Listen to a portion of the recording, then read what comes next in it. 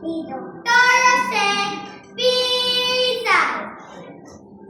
Kapag ang bayan sadyang umiibig sa kaniyang salitang kaluhod ng langit, sadyang kalayaan na saring masapit, katulad ng ibon na sahim papawid, sapagkat ang sitay isang patulan sa bayan, sanay mga harian, at ang isang tao'y katulad kabagay ng alinmang likha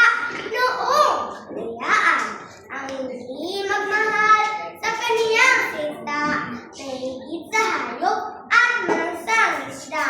na kaya rapat pagyamanin usap na pula sa inang tunay na nagpala ang wikang Tagalog, tulad din sa Latin, sa Ingles, Kastila, at sitang Anghel, sapagkat ang buong maalam tunin ang siyang nagawad na bigay sa atin. Ang salita natin huwag din sa iba na may alpabeto at sariling letra, na kaya nawalay dinatnan ng sigwa ang unday sa law